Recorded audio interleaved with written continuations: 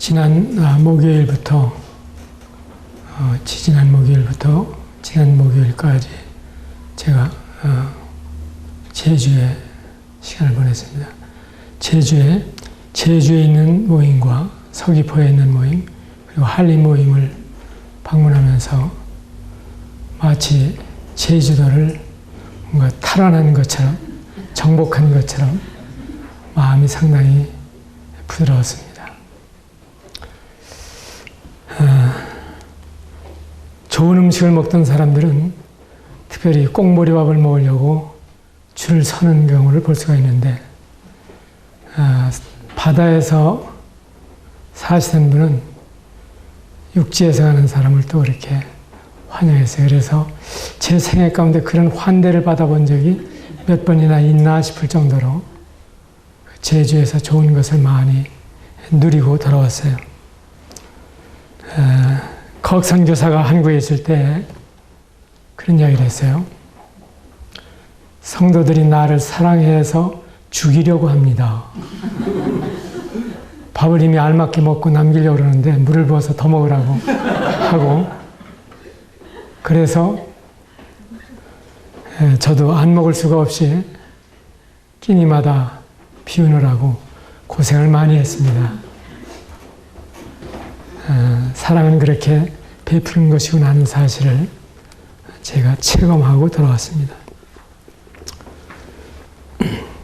이 로마서야말로 우리 인생의 백서입니다.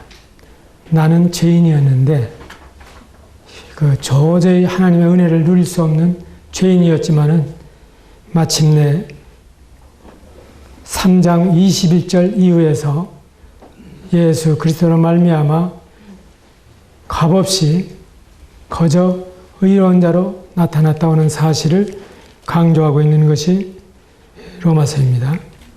그리고 그 사실을 이제 4절에서는 신뢰를 우리에게 들어서 증거하십니다.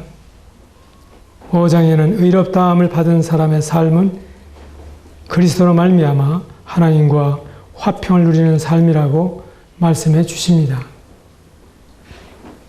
5장 1절, 그러므로 우리가 믿음으로 의롭다 하심을 받았으니 우리 주 예수 그리스도로 말미암아 하나님과 화평을 누리자.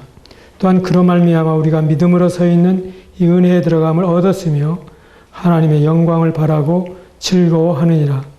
다만 이뿐 아니라 우리가 환난 중에도 즐거워하나니 이는 환난은 인내를, 인내는 연단을, 연단은 소망을 이루는 줄 알미로다.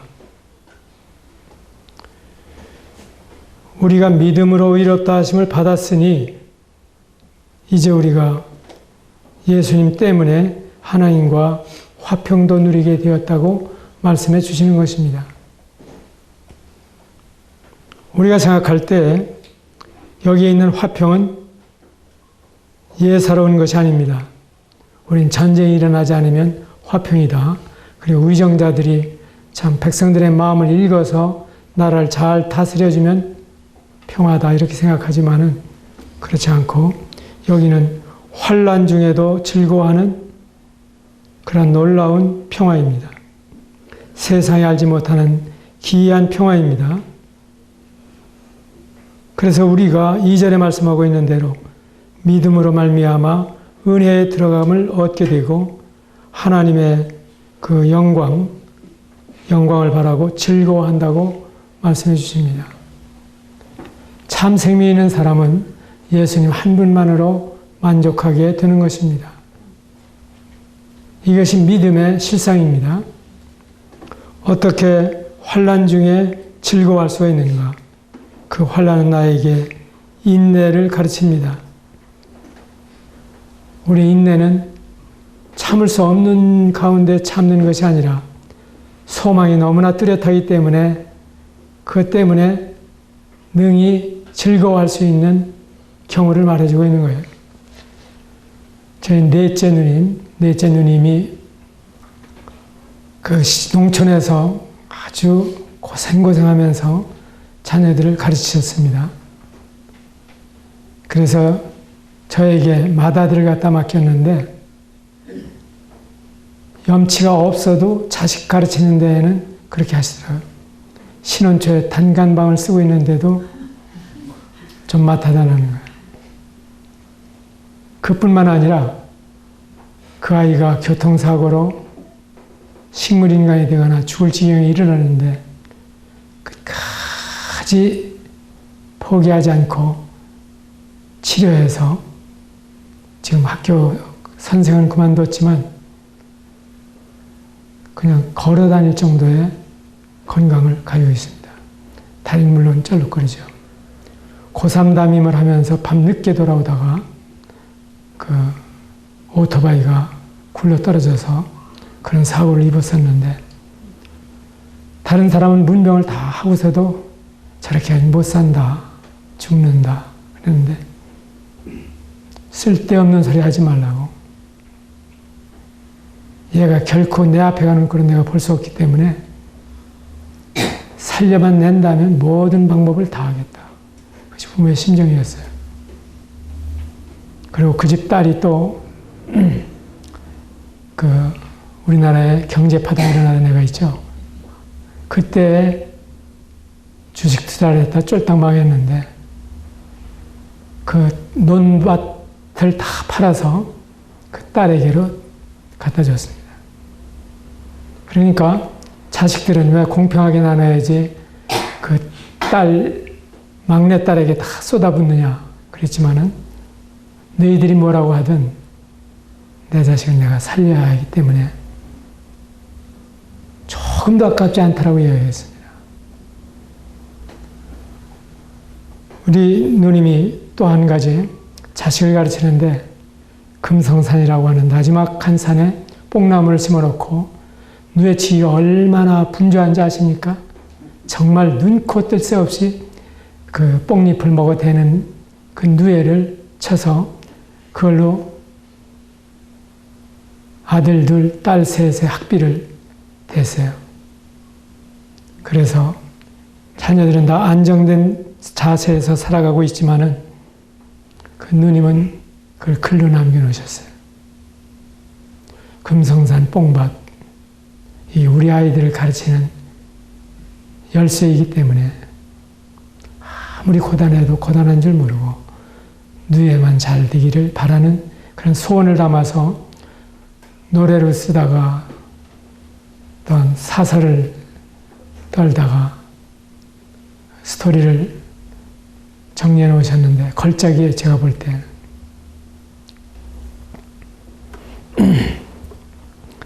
인내, 환난 중에도 즐거워하나니 환난은 인내를, 인내는 연단을, 연단은 소망을 이루는 줄 알미로다. 우리가 진정으로 이 소망이 있다면 그 소망 때문에 우리는 어려운 것이 하나도 어렵게 느껴지지 않는 것입니다. 죽도록 충성하라. 그리하면 생명의 면류관을 내게 주리라고 했는데 못 죽어서 한이지 어떻게 몸을 살릴 수가 있겠습니까? 환난은 인내를 가져오기 때문에 아이언사이드에게 어느 날 한 자매가 찾아왔어요. 아이언사이드 목사님, 저희를 위해서 기도해 주세요. 인내를 잘 배울 수 있게 해주세요. 그렇게 했는데 그 자매를 앞에 놓고 뭐라고 그러는지 아십니까? 하나님, 저에게 환난을 허락해 주십시오. 그러니까 목사님, 제가 인내를 가르쳐 달라고 그러죠. 어디 환난을 당하게 하시라고 기도하시면 어떡합니까? 성경은 분명히 환난은 인내를 가져온다고 말했기 때문에 자매님이 지금보다 좀 더 환난을 당해야 인내를 배우십니다. 그렇게 얘기했다고 하는 거죠. 어떻게 그런 앞선 분들에게는 재치가 있었는지, 그분은 그 설교집이나 이런 걸 보면 얼마나 쉬운지 젊은 사람들이 읽어도 술술 읽어내려갈 수가 있습니다. 어떤 분은 그런 얘기를 했어요. 다비는 너무 어려우니까 다비를 주의한 사람이 아이언사이드다. 아이언사이드의 책을 읽어보면은 다비를 읽는 하나의 다리 역할을 한다. 그래서 환난 중에도 즐거워하나니 환난은 인내를, 인내는 연단을, 연단은 소망을 이루는 줄 알미로다. 처음에 부대낄 때에는 어떻게 피해갈까 하고 자꾸 찾지만은 하나님께서 오래 머물게 하시거든요. 사람들하고. 그래서 가족 간의 갈등도 주님이 우리를 단련하시는 한 방법이고, 또한 직장에서의 문제도 우리를 다루시는 한 방법입니다. 인생 막대기로 하나님께서 우리를 징치하신다고 말씀해 주십니다. 이렇게 해서 공식이 나와 있죠. 환난은 인내를, 인내는 연단을, 연단은 소망을. 그래서 그런 일이 반복되다 보면 이제 그 사람이 웬만한 일을 당해가지고는 꿈쩍도 하지 않습니다. 최악의 사태는 죽는 것인데, 주님께로 가게 될 때 이것이 영생인 것을 아는 사람은 죽음도 두려워하지 않습니다.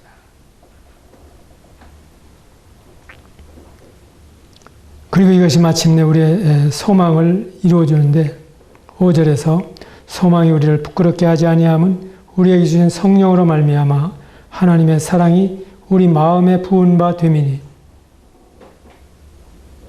이것 하나로 우리가 만족하게 되는 것입니다. 그래서 이제 4장까지는 믿음이 의로 여겨졌다는 사실을 굳세게 말씀하시는 반면에, 여기에서는 성령으로 우리 마음에 부어진 사랑을 말씀해 주십니다. 사랑은 모든 불가능을 가능하게 해주는 일을 합니다. 스데반이 돌무더기 속에 들어갈 때에도 하늘을 우러러 하늘이 열리고 예수께서 하나님 우편에 서신 것을 보노라 고백한 것을 보게 되면 그에게 있어서 날아오는 돌은 보이지 않고 구속하신 주만 보이는 것을 볼 수가 있어요. 얼마나 놀라운 위로가 되었겠어요. 얼마나 그때 그 스데반은 담대했습니까? 사랑이 우리 마음에 부은 바 되면 아무것도 두려울 것도 없고 염려할 것도 없고 그 사랑을 위해서 살게 되는 것입니다. 옛사람의 말은, 선비는 자기를 알아주는 사람을 위해서 죽는 것을 조금도 두려워하지 않는다 하는 말을 했어요. 5절, 소망이 우리를 부끄럽게 하지 아니함은 우리에게 주신 성령으로 말미암아 하나님의 사랑이 우리 마음에 부은 바 되었다. 거기에 보면 우리의 상태를 말씀해 주십니다. 6절에서는 우리가 아직 연약할 때에, 또 8절에 보면 우리가 아직 죄인 되었을 때에, 이러한 사실을 우리가 볼 수가 있습니다. 세상에서 연약한 사람에 대해서는 무시합니다. 그러나 주님께서는 도저히 우리 힘으로 이길 수가 없을 때에 주님이 경건하지 않은 자를 위해서 죽으셨습니다. 그리고 의인을 위해서 죽는 사람이 쉽지 않습니다. 선인을 위하여 용감히 죽는 자도 가끔 있어요. 이스라엘이 67년에 전쟁을 하게 될 때 엘리 코헨이라고 하는 분이 있었습니다. 그분이 브라질에서 이민 가는 형식으로 시리아의 다마스커스에 정착을 했습니다. 그 사람의 취미는 사진 찍는 일이에요. 그리고 워낙 큰 가구점을 하고 있었기 때문에 대통령과도 친구가 되어 있었고 강요들과도 모르는 사람이 없이 그들이 모이는 모임에 다 참석할 수가 있었고, 브라질에서 이민 온 사람이니까. 그런데 그 사람의 사진 취미는 바로 이스라엘 전역을 촬영해서 테이블 같은 걸 만들게 되면 다리가 있잖아요. 동그란 이 기둥에다가 속을 다 파내고 거기다가 뭡니까? 필름을 넣어서 스위스로 수출을 합니다. 추리에서는 그 상품을 받자마자 결제를 해주고, 그리고 그 속에 있는 것은 당일로 모사드에 들어갑니다. 이스라엘 정보부죠. 그렇게 해서 프랑스 기술을 움직여서 골란고원에 이스라엘로 물이 흘러들어가지 못하도록 막는, 물길을 돌리는 작업을 하고 있을 때인데, 영락없이 시공하려고 손만 대면은 중요한 지점에 폭탄이 하나씩 똑똑 떨어져가지고 그 작업을 계속 방해하는 거야. 누군가 정보가 새고 있다고 하는 걸 알았지만은 참고 있었죠. 그날도 고엘리 코엔이 이불 속에서 무전을 날리고 있었는데, 그걸 이제 추적해서 시리아 들어간 거예요. 들어가 보니까 마침내 그 집에서 발사되는 전파였단 말이죠. 엘리 코엔은 물론 처형을 당했습니다. 근데 그가 말하기를 조국을 위해서 죽을 수 있는 목숨이 하나밖에 없다는 것이 참 유감이다. 그 말을 남기고 처형을 당했어요. 나라를 사랑하는 사람들에게도 이러한 극진한 사랑을 볼 수가 있습니다. 그렇다면은 만유를 창조하신 이 주님이 성령으로 말미암아 우리 마음에 부은 바 된다고 하면, 우리는 정말 그 주님을 위해서 살 뿐만 아니라 주님을 위해서 죽을 수도 있고, 그리고 어떠한 희생도 지나치다고 말할 수 없는 이러한 사실을 깨닫게 될 것입니다. 그러면 이제 우리가 그의 피로 말미암아 의롭다 하심을 받았으니 더욱 그로 말미암아 진노하심에서 구원을 얻을 것이니, 진노는 단순한 분노가 아니라고 말씀을 드렸죠. 진노는 하나님이 공의로우신 분이기 때문에 죄를 참아 그대로 묵고할 수 없는 분이시기 때문에 짚고 넘어가지 않으면 안 되는 하나님의 속성이 오랫동안 기다리고 참고 기다리시다가 마침내 쏟아붓는 폭발적인 정서입니다. 그래서 환난과 진노는 불가분의 관계를 가지고 있습니다. 계시록에서 일곱인, 일곱나팔, 일곱대접의 심판이 진행될 때에도 어린 양의 진노의 큰 날이 이르렀으니 우리가 어찌 피하리요 하더라. 바위와 굴 틈에 다 숨어가지고 그렇게 외치고 있는 모습을 볼 수가 있습니다. 하나님은 오래 참으시지만, 그러나 끝까지 악으로 일관하는, 그리고 하나님의 아들 예수 그리스도께서 참 하나님이며 참 사람인 것을 인정하지 않는 이러한 사람들에게는 반드시 진노하시고 마지막 심판을 쏟아부을 수밖에 없습니다. 그를 가리켜서 우리는 환난 기간이라고 말하고, 그 중에서도 후 3년반을 가리켜서 대환난이라고 부르는 것입니다. 아무도 하나님을 불공평하다고 말할 수가 없습니다. 태풍도 하나님의 은혜입니다. 장마도 하나님의 은혜입니다. 우리가 생각할 때에는 서울 사람은 필요가 없어서 이렇게 비가 자주 내리지 않는 것 같아요. 금년에 아주 조금밖에 내리질 않았습니다. 근데 제가 제주에 가 있는 동안에 서울에는 비가 꽤 왔다 그러더라고요. 우리는 우산을 가지고 나갔다가 비 안 오는 날 우산 가지고 다니기처럼 불편한 게 없죠. 잊어버리기도 쉽고. 근데 그거 다, 그래서 나보고 정말 좋은 날씨를 몰고 왔다고 이야기하더라고요. 제주가 이렇게 깨끗한 하늘과 바다와 그리고 바람도 잔잔한 이런 경우는 흔치 않습니다 하고 이야기를 했어요. 하나님이 하시는 일이 다 선하십니다. 우리가 근시안적으로 보면 왜 그렇게 하실까 하고 의문을 제기하지만 여전히 우리가 해결할 수 있는 문제가 아니라고 하는 사실을 알게 되고 하나님은 그의 온전하신 지혜 가운데에서 전능하심으로 말미암아 우리가 다 측량할 수 없는 일들을 행하신다고 믿는 것입니다. 아까 두 가지를 말씀드렸죠. 6절에서 우리가 아직 연약할 때, 또한 8절에서 우리가 아직 죄인 되었을 때, 세 번째로 곧 우리가 원수 되었을 때 그의 아들의 죽으심으로 말미암아 하나님과 화목하게 되었으니 화목하게 된 자로서는 더욱 그의 살아나심으로 말미암아 구원을 받을 것이라. 놀랍죠? 연약한 것은 어쩔 수 없이 사람이 핑계대기 좋은 구실 중에 하나예요. 근데 난들 그렇게 하고 싶었겠냐?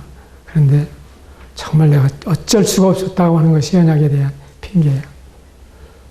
그런데 하나님 앞에 연약하다는 건 변명이지 통하지 않을 걸 알면서도 하나님께서는 우리가 그렇게 나아가면 인정을 해주십니다. 네 말대로 연약해서 그러했으니 너를 도와주겠다. 돕는다고 하는 말씀이 에셀 또는 에스라와 같은 이름에 나타나 있는데 성경에서 돕는다고 하는 말씀이 20여 차례 나오는데 그때마다 하나님이 인생을 도우시는 것으로 나타나요. 돕는 배필을 지으라고 하셨을 때에도 그 낱말이 동일하게 사용이 되고 있어요. 그렇다면은 내조한다고 하는 내조는 굉장한 거죠. 그 다음에 이제 우리가 아직 죄인 되었을 때 어쩔 수 없이 우리가 죄인이라고 하는 사실을 인정할 수밖에 없는 것은 내 자신의 양심을 들여다봐도 내가 죄인이에요. 또 내가 전혀 죄를 짓지 않았다 할지라도 죄의 속성이 아담으로부터 물려받아가지고 선천적인 죄인으로 태어나요. 아이들 말 매끄럽게 할 때 거짓말하거든 좀 다루세요. 바늘도둑질이 소도둑질 된다고 하는 말이 있듯이 아이들이 청산유사로 말하게 될 때에는 반드시 거짓말을 섞어서 합니다. 이게 죄성을 가지고 있는 인생의 본능이에요. 가르친 적이 아무도 없는데 그렇게 한다면 제가 그러지 않았어요. 그게 아이들의 변명입니다. 분명히 가담한 걸 아는데 발뺌을 하려고 합니다. 오늘날 거물들이 검찰의 조서를 받을 때에도 여전히 안 했다는 거예요. 법에서 했다고 시인하면 그것이 그대로 형량이 될 수 있기 때문에 안 했다고 끝까지 잡아떼다가 물증이 나타나면 이제 그제서 사실은 그럴 만한 사정이 있었다고 또 핑계를 하는 거죠. 저는 어떻게 저렇게 뻔뻔스러울 수 있을까 하는 생각을 하지만은 저 자신도 그렇습니다. 체질적이어야죠. 거기까지는 모르는데 이제는 원수 되었을 때 주님이 우리를 찾아주셨다고 하는 말씀을 하시는 것입니다. 구약성경에